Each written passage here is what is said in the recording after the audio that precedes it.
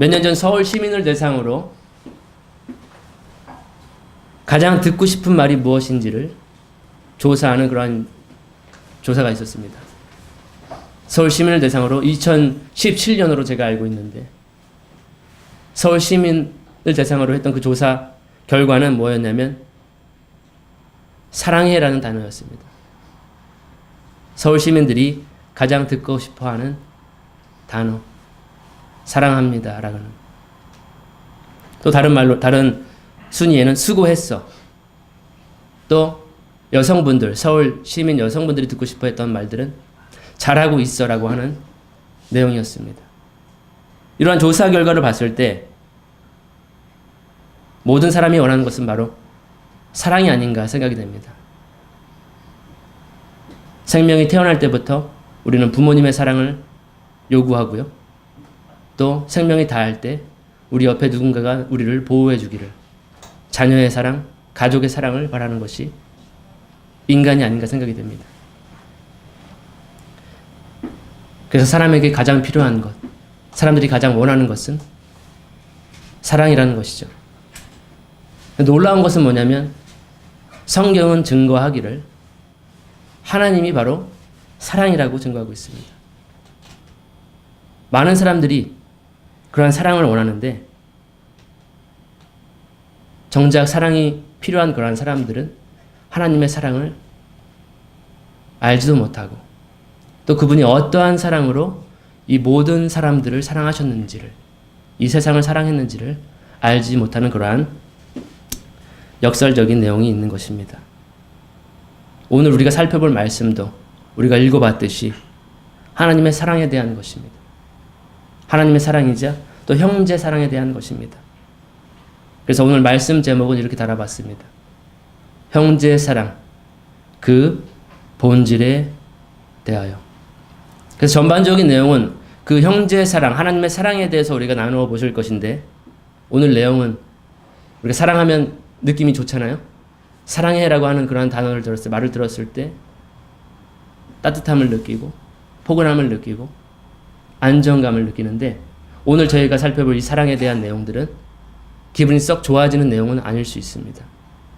왜냐하면 형제 사랑의 본질과 형제를 사랑하지 않는 것에 대한 본질에 대해서 사도 요한은 오늘 정말로 심각하게 다루고 있기 때문입니다. 바로 본론으로 들어가서 13절을 보시겠습니다. 내 형제들아, 세상에 너희를 미워하거든 이상히 여기지 말라. 혹은 놀라지 말라. 혹시 여러분 중에서는 누군가에게 미움을 받아보신 적이 있으십니까? 나는 아무 잘못도 하지 않았는데, 난 미움받을 어떠한 행동도 하지 않았는데 미움을 받거나 시기의 대상이 되고 질투의 대상이 되거나 부당한 대우를 받아본 적은 없으십니까? 아마 한 번쯤은 있을 것입니다. 그럴 때 기분이 어떤가요? 기분이 안 좋죠. 저 사람이 날 왜 미워할까? 왜 날 싫어하지? 이상한데? 대부분의 감정은 그럴 것입니다. 근데 우리는 이 세상에서 그러한 존재라는 것이죠. 세상에게 미움을 받을 때에는 놀라지 말라는 것입니다. 우리는 하나님으로부터는 지극한 사랑을 받은 존재들입니다. 목숨을 다 바쳐서 피와 물을 쏟아내는 그러한 사랑을 받은 존재들입니다. 하지만 우리가 세상으로부터는 그러한 사랑을 기대할 수 없어요. 세상은 우리를 미워한다는 것이죠. 그렇기 때문에 세상에게 미움을 받을 때에는 놀라지 말라. 이상하게 여기지 말아라. 지금 사도 요한은 말하고 있습니다. 왜냐하면 세상은 사탄에게 속해 있고요. 사탄을 다른 말로 하면 세상 신이라고 묘사를 하고 있고 우리는 하나님께 속해 있기 때문에 하나님의 사랑 가운데 있기 때문에 세상으로부터 미움을 받는 것은 당연하다는 것입니다. 그런데 문제는 무엇이냐면 지금 사도 요한이 우리에게 전달하고 있는 문제는 뭐냐면 우리가 사랑받아야 할 대상으로부터 즉 형제로부터 사랑을 받지 못하고 미움을 받는 것에 있다는 것이죠. 바로 형제를 미워하는 것이 굉장히 큰 문제라는 것을 지금 이야기를 하고 있는 것입니다. 우리가 흔히 생각할 수 있는 부분은 대부분 우리가 생각할 수 있는 부분이 뭐냐면 형제를 미워하는 죄에 대해서는 그렇게 심각하게 생각하지 않는다는 것, 심각하게 다루지 않는다는 것이 큰 문제가 아닌가 생각됩니다. 우리가 알코올 문제라든지 약물 문제라든지 그 외에 많은 심리적인 문제들, 우리 생을 지배하는 여러 가지 중독들, 음행, 음란 이런 것은 우리가 굉장히 심각하고 무겁게 다루는 데 반해서 형제를 사랑하고 사랑하지 않는 죄, 형제를 미워하는 죄에 대해서는 그렇게 심각하게 다루지 않습니다. 근데 오늘 우리가 본문에서는 사도 요한은 그러한 죄, 생을 지배하는 죄들, 성적인 죄라든지 약물적인 죄라든지 중독적인 죄에 대한 언급은 전혀 없고 어떠한 죄를 지금 강력하게 지금 이야기를 하고 있냐면 바로 형제를 미워하는 죄에 대해서 지금 심각하게 다루고 있는 것을 볼 수가 있습니다. 왜 그럴까요? 왜 형제를 미워하는 죄가 심각한 것일까요? 우리 생각해 보세요. 한두 번쯤 우리 형제를 미워한 적이 없으십니까? 우리 자매를 미워한 적이 없습니까? 형제를 미워하고 질투하고 시기하고 원망하고 불평한 적은 없으십니까? 이 부분을 우리가 심각하게 다룰 필요가 있는 부분입니다. 사도 요한도 오늘 그러한 메시지를 저희들에게 전달하고 있습니다. 왜 형제를 미워하는 죄가 심각한지를 14절을 보시겠습니다. 우리가 형제들을 사랑함으로 사망에서 생명으로 옮겨간 줄을 우리가 알거니와 자기 형제를 사랑하지 아니하는 자는 사망 안에 거하느니라. 왜 이 문제가 심각하냐면 형제를 사랑하지 않는 자, 자기 형제를 사랑하지 않는 자는 사망 안에 거하고 있기 때문에 심각한 문제라는 것이죠. 그것뿐이 아니에요. 15절 보시면 누구든지 자기 형제를 미워하는 자는 살인하는 자니 살인하는 자 속에는 영원한 생명이 거하지 아니하는 줄을 너희가 아느니라. 형제를 미워하는 자는 살인자라고 이야기를 하고 있습니다. 우리가 다른 사도 요한의 글을 보면은 요한복음서죠. 우리가 예수님을 믿음으로 인해서 그 이름을 믿음으로 인해서 사망에서 생명으로 옮겨지고 심판을 받지 않을 것이니 영원한 생명을 얻을 것이다라고 사도 요한은 요한복음에 정리를 해놨습니다. 근데 다시 요한 1서에 와서 사도 요한은 형제를 사랑하지 않는 자는 그는 사망 가운데 거하는 자고 그는 살인자라고 다시 정의를 내려놓고 있어요. 사도 요한이 자신이 가진 복음과 교리를 혼동해서 이쪽 부분에서는 영생을 얻었다라고, 믿는 자는 영생을 얻었다라고, 이쪽에서는 사랑하지 않는 자는 영생이 없는 자다, 사망 가운데 거하는 자다, 생명이 없다 라고 이야기를 하는 그런 혼동을 하지는 않았을 것이라고 저는 생각을 합니다. 오히려 지나치다 싶을 만큼 지금 형제를 미워하는 것에 대해서 엄격하게 다루고 있는 것을 볼 수 있습니다. 이를 통해서 우리는 형제 사랑이라고 하는 예수님의 계명, 예수님의 유일한 법이죠. 우리에게 새 계명을 주신 그 형제 사랑은 세상이 판단하고 결정짓는 어떠한 세상의 기준, 세상의 법, 살인죄라고 하는 세상의 그 법보다 더 우월한 것을 우리가 알 수 있습니다. 더 초월하는 것을 알 수 있어요.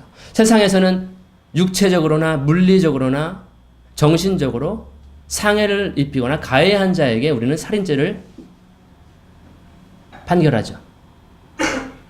그런데 지금 사도 요한은 다시 말하면 예수님의 법은 물리적으로 신체적으로 상해를 입히지 않았어도 형제를 마음속으로 미워하는 그 자체만으로도 그 사람은 살인자다라고 이야기를 하고 있습니다. 그리스도의 법이 이 세상의 법보다 더 세밀하다는 거죠. 더 정교하다는 것이고 더 엄격하다는 것을 우리가 알 수 있습니다. 그래서 형제 사랑하는 것, 이것은 우리가 살인자인가 아닌가, 우리가 영원한 생명을 가진 자인가 아니면 사랑 안에 거하는 자인가, 생명 안에 거하는 자인가에 대한 우리 정체성을 나타내주는 그러한 지표가 됩니다. 그래서 오늘 형제 사랑의 첫 번째 본질은 뭐냐면 바로 형제 사랑은 우리의 정체성을 나타내준다는 것이죠. 우리가 살인자인가 아니면 살아있는 자인가 아니면 영생에 혹은 사망에 거하고 있는가, 이것을 나타내준다는 것입니다. 다음 구절부터는 사도 요한이 그러면 그 형제 사랑이라고 하는 것을 어떻게 사랑하는 것이 형제 사랑인가? 우리의 정체성의 지표인 그 형제 사랑을 어떻게 하는 것이 그 본질을 가지고 있는가에 대해서 설명을 해주고 있습니다. 16절에 보시면 하나님께서 우리를 위해 자신의 생명을 내놓으셨으므로 이로써 우리가 그분의 사랑을 깨닫나니 우리가 형제들을 위해 우리의 생명을 내놓는 것이 마땅하니라. 바로 형제를 위해서 생명을 내려놓는 것. 다른 번역에서는 목숨을 버리는 것. 그것이 형제 사랑의 두 번째 본질이라는 것입니다. 생명을 주는 것입니다. 형제를 사랑하되 목숨을 다해서 생명을 다해서 형제 자매를 사랑하라는 것입니다. 우리가 바울 서신을 보면은 이와 비슷한 표현들이 있습니다. 남편과 아내에 대한 내용인데요. 남편은 아내를 사랑하기를 그리스도께서 목숨을 다해서 생명을 다해서 그 교회를 사랑하심과 같이 자기 아내를 사랑해야 된다. 그래서 아내를 사랑할 때 생명을 다해서 목숨을 다해서 예수님이 하신 그 사랑대로 사랑하는 것은 우리가 익히 잘 들어보았던 내용이죠. 친숙한 부분입니다. 그런데 오늘 형제를 사랑하는데에도 우리가 생명을 다해서 사랑해야 돼? 우리가 목숨을 다해서 형제를 사랑해야 돼? 라고 하는 그런 질문 마크를, 물음표를 우리의 생각 속에 떠올리지 않는가? 한번 앞에 뒤에 형제들을 한번 보세요. 한번 돌아보세요. 저 사람을 위해서 내가 생명을 다해야 돼? 내 목숨을 다해서 저 사람을 위해서 사랑을 해야 되는 건가? 그렇게 생각을 할 수 있겠죠. 좀 낯설고 생소해요. 과연 내가 저 사람을 위해서? 왜 그럴까요? 저 형제보다 내 생명이 더 귀하기 때문에 그렇습니다. 저 형제보다 내 목숨이 더 귀하기 때문에 저 사람을 내 생명을 다해서 사랑할 수 없습니다. 저 형제를 위해서 내 목숨을 내려놔야 된다? 좀 말이 안 되는 것 같은 느낌이죠. 이해가 안 되죠. 근데 지금 사도 요한은 형제 사랑의 그 두 번째 본질에서 목숨을 다해서 형제를 사랑해야 된다는 것을 전달하고 있어요. 쉬운 건 아닌 것 같아요. 우리 옆에 있는 혹은 내 아내를 내 목숨을 다해서도 사랑하지 못하고 있는데 내 것 포기 못하고 내 감정 포기 못하고 온전하게 성경적으로 사랑하지 못하는데 저 형제를 위해서 저 못생긴 형제를 위해서 내 목숨을 다해야 되나? 저 비천한 형제를 위해서 내 생명을 다 내려놓아야 되나? 문제는 자기를 더 사랑하기 때문에 그렇습니다.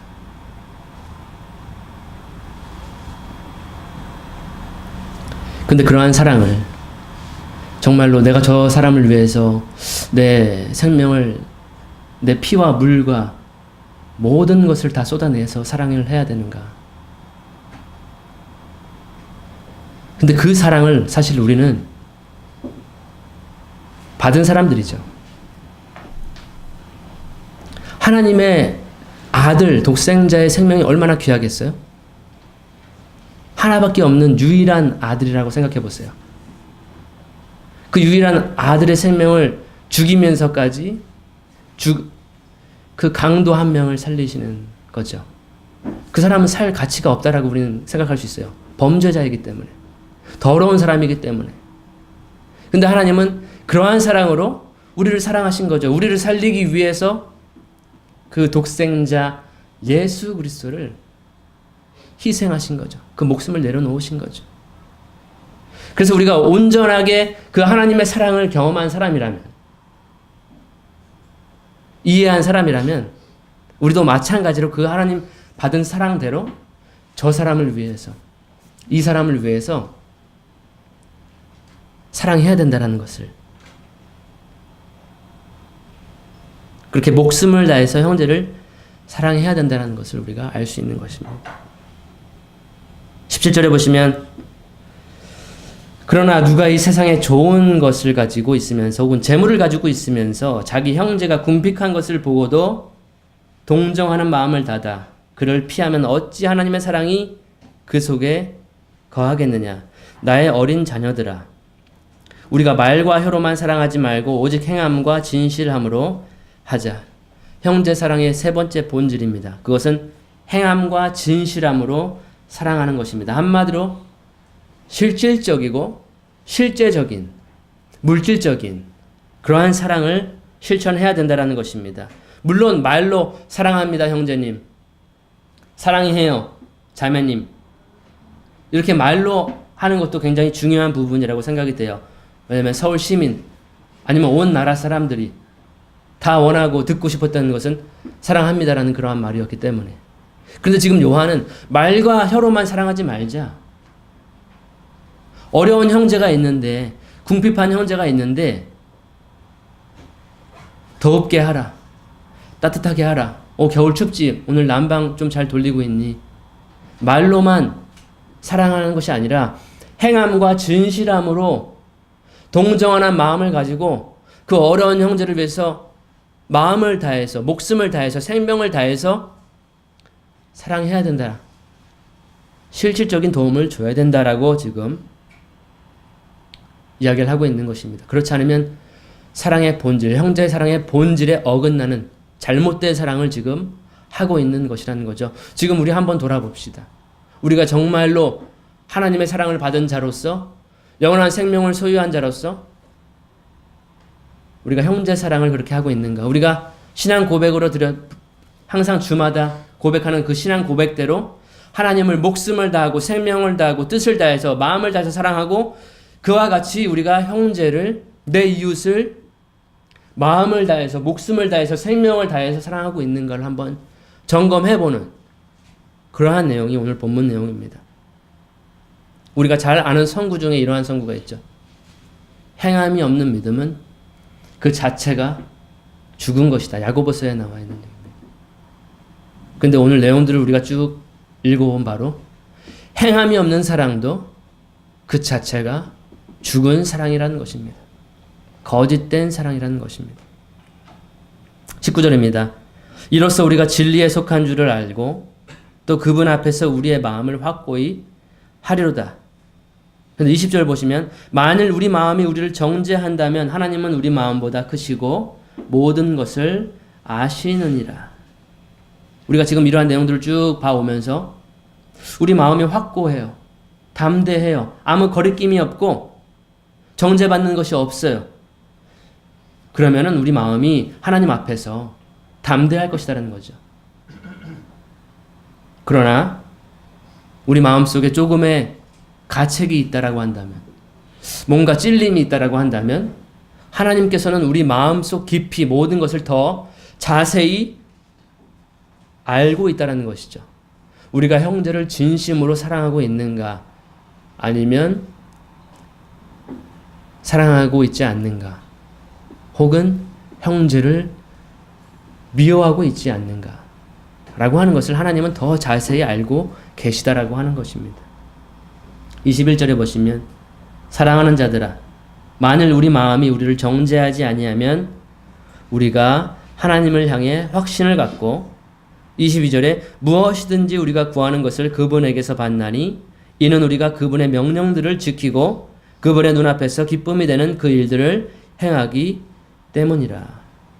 그러한 본질적인 형제 사랑을 통해서 우리는 하나님으로부터 어떠한 약속을 받는 것입니다. 뭐냐면 무엇이든지 구하는 것을 받게 되는 그러한 놀라운 약속이 지금 있다라는 것입니다. 우리가 생명을 다해서 형제를 사랑한다면, 그리고 실제적으로 우리가 가진 물질로 또 마음으로 형제를 실제적으로 도와준다면 하나님께 구하는 모든 것, 여기 단어가 무엇이든지라는 단어가 들어있죠. 하나님께 구하는 모든 것을 무엇이든지 받을 수 있는 비결이 바로 형제 사랑이라는 것입니다. 여러분들 하나님께 구하는 것이 있습니까? 하나님께 이것만은 꼭 이루어 주시기를 바라는 것이 있습니까? 바로 그 비결이 바로 여기 나와 있습니다. 바로 형제 사랑입니다. 하나님의 사랑으로 본질적으로 형제를 사랑하는 것. 그러면 하나님으로부터 모든 것, 구하는 모든 것을 다 받을 수가 있는 여기서 꼭 짚고 넘어가야 될 것이 있죠. 아, 구하는 것은 뭐든지 다 받을 수가 있구나. 형제를 사랑한다면, 정말로 실질적으로 하나님을 사랑하는 것처럼 형제를 사랑한다면 모든 것을 다 받을 수 있구나 라고 해서 로또가 당첨되기를 바라면 안 되시겠죠. 이 이빨이 금리빨이 되기를 바라시면 안 되겠죠.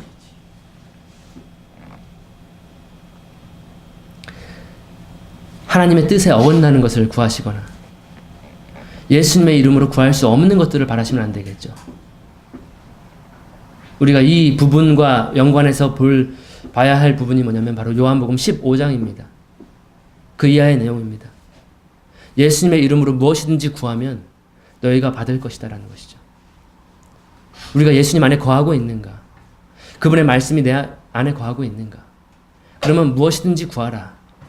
그럼 너희가 열매를 많이 맺게 될 것이다. 예수님 안에서 성취되는 모든 것들이 다 이루어질 것이라는 거죠.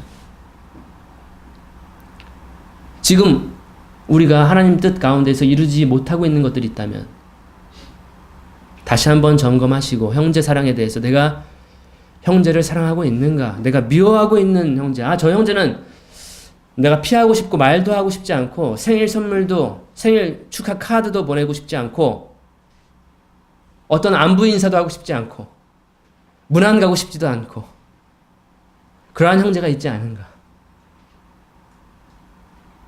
점검하시면 되지 않을까 생각이 됩니다.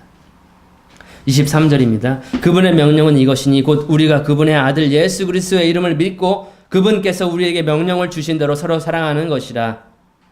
그분의 명령들을 지키는 자는 그분 안에 거하고 그분은 그 안에 거하시나니 그분께서 우리에게 주신 성령으로 말미암아 그분께서 우리 안에 거하시는 줄을 이로써 우리가 아느니라. 형제 사랑을 실천하는 사람은 우리 주 예수 안에 거하는 자입니다. 그리고 그 형제 사랑을 실천하는 사람 속에 우리 주 예수께서 거하신다는 말씀입니다. 그 사실, 내가 예수님 안에 거하고 예수님께서 내 안에 거하시는구나. 내가 예수님과 한 몸을 이루고 있구나. 나는 그분의 것이고 그분은 나의 것이구나. 라는 것을 알 수 있는 것이 바로 형제 사랑이라는 것이고 그것을 확증시켜주는 분이 바로 성령이라는 것입니다. 성령을 통해서 내가 그분의 것이고 그분은 나의 것이야. 나는 그분과 한 몸이고 나는 그분의 지체야. 그분은 내 안에 거하셔. 라는 것을 알 수 있게 된다는 것입니다. 그렇다면 반대로 무엇일까요? 형제 사랑을 하지 않는 자는, 형제를 미워하는 자는 그분은 예수 안에 거하고 있지 않는 분이 되는 것입니다.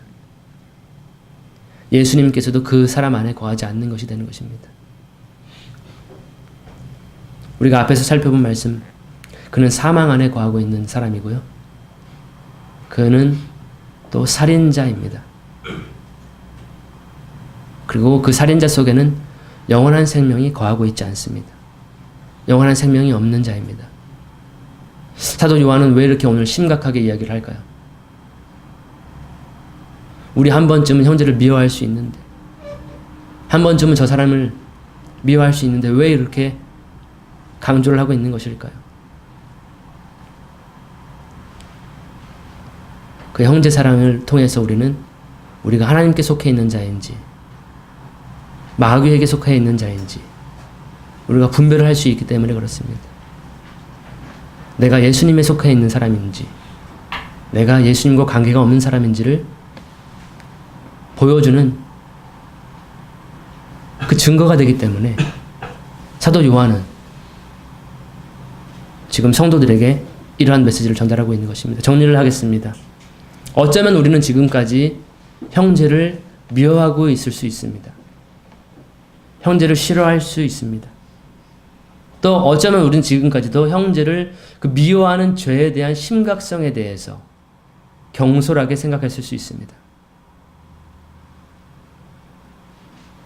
또 어쩌면 우리는 지금까지도 형제 사랑의 그 본질을 잘 알지 못하고 이때까지 신앙생활을 해왔을 수도 있습니다. 그러나 이제 우리가 오늘 살펴본 말씀대로 어려운 내용이 없는 것 같아요. 형제 사랑의 본질대로 생명을 다해서 다음에 실질적으로 사랑하는 저희가 되기를 소망합니다. 그래서 우리가 바라는 모든 것들, 예수님의 이름으로 구하는 모든 일들, 각자가 바라는 것이 있을 거예요. 구하고자 하는 것이 있을 것입니다. 그러한 모든 것들을 무엇이든지 구해서 하나님으로부터 받는 그러한 저와 여러분이 되기를 소망합니다.